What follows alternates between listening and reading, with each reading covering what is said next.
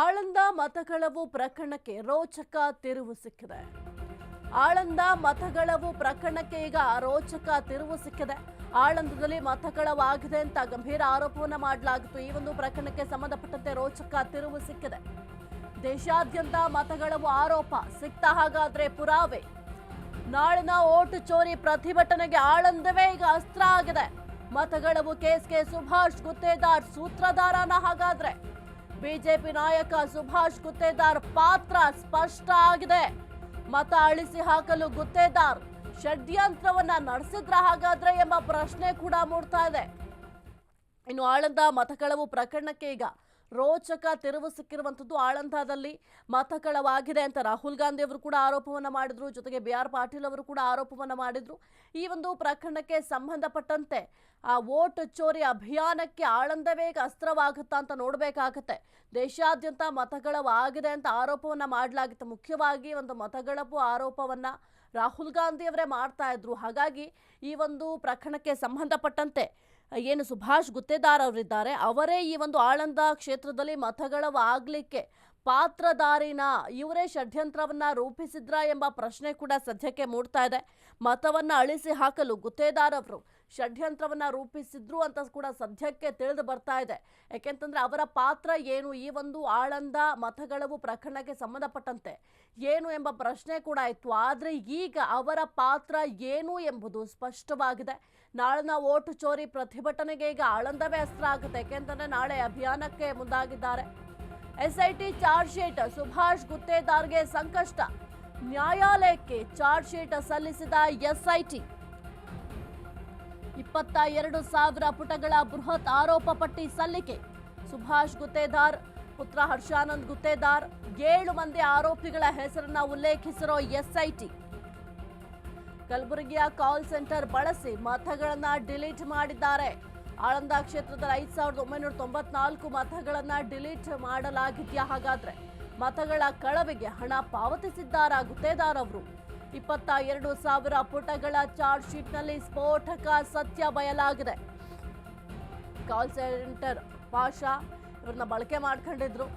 ಸದ್ಯಕ್ಕೆ SIT ಅವರು charge sheet ಅನ್ನ ಸಲ್ಲಿಕೆ ಮಾಡಿದ್ದಾರೆ. ಆಳಂದ ಮತಕಳವು ಪ್ರಕರಣಕ್ಕೆ ಸಂಬಂಧಪಟ್ಟಂತೆ 22,000 ಪುಟಗಳ ಬೃಹತ್ ಆರೋಪ ಪಟ್ಟಿಯನ್ನ ಸದ್ಯಕ್ಕೆ ಸಲ್ಲಿಕೆ ಮಾಡಲಾಗಿದೆ. ಈ ಒಂದು ಆರೋಪ ಪಟ್ಟಿಯಲ್ಲಿ ಸಾಕಷ್ಟು ವಿಚಾರಗಳ ಬಗ್ಗೆ ಉಲ್ಲೇಖವನ್ನ ಮಾಡಲಾಗಿದೆ.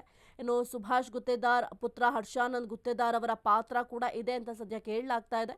ಇನ್ನು 7 ಮಂದಿ ಆರೋಪಿಗಳ ಹೆಸರನ್ನು ಕೂಡ SIT ಅವರು ಉಲ್ಲೇಖ ಮಾಡಿದ್ದಾರೆ. ಆಳಂದ ಮತಕ್ಷೇತ್ರಕ್ಕೆ ಸಂಬಂಧಪಟ್ಟಂತೆ ಮತಗಳವು ಪ್ರಕರಣಕ್ಕೆ ಸಂಬಂಧಪಟ್ಟಂತೆ ಸದ್ಯಕ್ಕೆ 7 ಜನ ಆರೋಪಿಗಳ ಹೆಸರನ್ನು ಕೂಡ ಉಲ್ಲೇಖ ಮಾಡಲಾಗಿದೆ.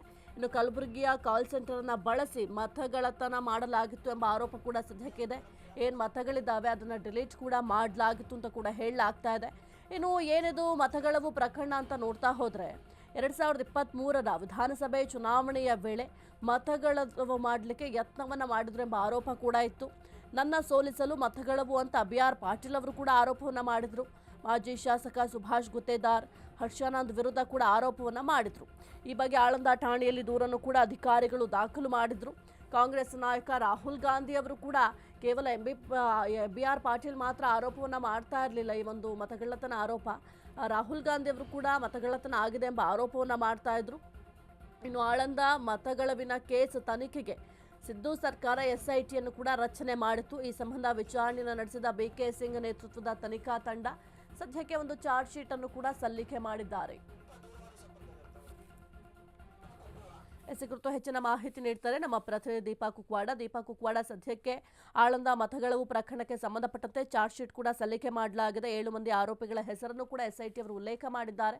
ಏನೆಲ್ಲ ಅಪ್ಡೇಟ್ ಇದೆ ಈ ಒಂದು ವಿಚಾರಕ್ಕೆ ಸಂಬಂಧಪಟ್ಟಂತೆ ದೀಪಾ? 2023 ವಿಧಾನಸಭಾ ಚುನಾವಣೆಯಲ್ಲಿ ನಡೆದಂತಹ ಘಟನೆ ಸಾಹಿತ್ಯ ಇದು. ಕಲಬುರಗಿ ಜಿಲ್ಲೆ ಆಳಂದ ತಾಲೂಕಿನಲ್ಲೂ ಕೂಡ ಮತಚೋರಿ ಆಗಿದೆ ಅನ್ನುವಂತಹದ್ದು ರಾಹುಲ್ ಗಾಂಧಿ ಹೇಳಿದ್ರು. ಜೊತೆಗೆ ಅದಾದ ಬಳಿಕ ಒಂದಿಷ್ಟು ಸಾಕ್ಷಿಗಳು ಕೂಡ ಸಿಕ್ಕಿತ್ತು. ಈ ಸಂಬಂಧ SIT ಕೂಡ ರಚನೆ ಮಾಡಲಾಗಿತ್ತು. ನ್ಯಾಯಾಲಯಕ್ಕೆ ಶುಕ್ರವಾರ ಅಂದ್ರೆ ನಿನ್ನೆ ದೋಷಾರೋಪ ಪಟ್ಟಿಯನ್ನ ಸಲ್ಲಿಕೆ ಮಾಡಲಾಗಿದೆ. ಪ್ರಮುಖವಾಗಿ ಬಿಜೆಪಿ ಮುಖಂಡ ಮತ್ತೆ ಮಾಜಿ ಶಾಸಕರಾದಂತಹ ಸುಭಾಷ್ ಗುತ್ತೇದಾರ್ ಅವರ ಪುತ್ರನ ಪಾತ್ರವಿದೆ ಇದರಲ್ಲಿ ಅನ್ನುವಂತಹದ್ದು ತನಿಖಾ ತಂಡ ಒಂದಿಷ್ಟು ವಿವರವನ್ನ ಹೇಳಿದೆ. ಅಂದ್ರೆ ಹರ್ಷಾನಂದ್ ಏನಿದ್ದಾರೆ ಅವರ ಒಂದು ಪಾತ್ರ ಇದೆ ಅನ್ನುವಂತಹದ್ದು. ಸುಮಾರು 22,000 ಪುಟಗಳ ಆರೋಪ ಪಟ್ಟಿ ಸಲ್ಲಿಕೆ ಆಗಿದೆ. ಕೇವಲ ಅವರೊಬ್ಬರೇ ಅಲ್ಲ, ಒಟ್ಟಾರೆ 7 ಜನ ಅಂದ್ರೆ ಗುತ್ತೇದಾರ್ ಪುತ್ರ ಹರ್ಷಾನಂದ್ ಗುತ್ತೇದಾರ್ ಸೇರಿದಂತೆ ಪಶ್ಚಿಮ ಬಂಗಾಳ ಮೂಲದ ಒಟ್ಟು 7 ಮಂದಿ ಆರೋಪಿಗಳನ್ನ ಈ ಒಂದು ಏನು ದೋಷಾರೋಪ ಪಟ್ಟಿಯಲ್ಲಿ ಸಲ್ಲಿಕೆ ಮಾಡಲಾಗಿದೆ. ಇದರ ಜೊತೆಗೆ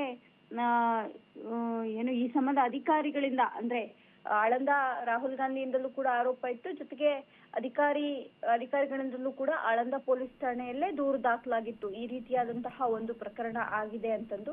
ಹಾಗಾಗಿ BK ಸಿಂಗ್ ನೇತೃತ್ವದಲ್ಲಿ SIT ರಚನೆ ಮಾಡಲಾಗಿತ್ತು. ಆ ತಂಡ ಇದೀಗ ದೋಷಾರೋಪ ಪಟ್ಟಿಯನ್ನ ಸಲ್ಲಿಕೆ ಮಾಡಿದೆ. ಇಲ್ಲಿಯವರೆಗೂ ಯಾವುದೇ ವೋಟ್ ಚೋರಿ ಆಗಿಲ್ಲ ಅನ್ನುವಂತಹದನ್ನ ಬಿಜೆಪಿ ಆರೋಪ ಮಾಡ್ತಿತ್ತು. ಬೇಕು ಅಂತಲೇ ಕಾಂಗ್ರೆಸ್ ಇದನ್ನ ಮಾಡ್ತಿದೆ ಅಂತೇಳಿ. ಆದ್ರೆ ಅದಕ್ಕೆ ಬೇಕಾದಂತಹ ಸಾಕ್ಷಿಗಳು ಅಂದ್ರೆ ಒಂದಿಷ್ಟು ಮತ ಏನು ಪತ್ರಗಳಿರ್ತವೆ ಅವೆಲ್ಲವನ್ನೂ ಕೂಡ ಸುಟ್ಟಾಕಿರುವಂತಹ ಒಂದಿಷ್ಟು ವಿಜುವಲ್ಸ್ ಕೂಡ ಮಾಧ್ಯಮಗಳಿಗೆ ಲಭ್ಯ ಆಗಿತ್ತು. ಅದರ ಜೊತೆಗೆ ಫೋನ್ ಟ್ರ್ಯಾಕಿಂಗ್, ಬೇರೆ ಬೇರೆ ಕಡೆಯಿಂದ ಫೋನ್ಗಳ ಮೂಲಕ ಡಿಲೀಟ್ ಮಾಡ್ತಿರೋ ಒಂದು ವೋಟ್ಗೆ ಸುಮಾರು 70 ರೂಪಾಯಿಯನ್ನ ಡಿಲೀಟ್ ಮಾಡೋದಕ್ಕೆ ಕೊಟ್ಟಿರುವಂತದ್ದು ಎಲ್ಲವೂ ಕೂಡ ಬಹಿರಂಗ ಆಗಿತ್ತು. ಹೀಗಾಗಿ BK ಸಿಂಗ್ ನೇತೃತ್ವದ ತಂಡ ದೋಷಾರೋಪ ಪಟ್ಟಿಯನ್ನ ಸಲ್ಲಿಕೆ ಮಾಡಿದೆ. ಹಾಗಾಗಿ ಸದ್ಯಕ್ಕೆ ನಿರೀಕ್ಷಣಾ ಜಾಮೀನನ್ನ ಪಡ್ಕೊಂಡಿದ್ದಾರೆ ಇಬ್ರು ತಂದೆ ಮಗ ಅಂದ್ರೆ ಗುತ್ತೇದಾರ್ ಮತ್ತೆ ಹರ್ಷಾನಂದ್ ಗುತ್ತೇದಾರ್. ಈಗ ಈ ದೋಷಾರೋಪ ಪಟ್ಟಿಯ ಬಳಿಕ ಏನಾಗುತ್ತೆ ಅನ್ನುವಂತಹದ್ದು ಅಂದ್ರೆ ಬಂಧನ ಭೀತಿಯೂ ಕೂಡ ಇರೋದ್ರಿಂದ ಏನಾಗುತ್ತೆ ಅನ್ನುವಂತಹದ್ದನ್ನು ಕಾದ್ ನೋಡ್ಬೇಕಾಗುತ್ತೆ. ಸಾಹಿತ್ಯ. ಓಕೆ, ಥ್ಯಾಂಕ್ ಯು ದೀಪಾ ನಿಮ್ಮೆಲ್ಲ ಮಾಹಿತಿಗಾಗಿ.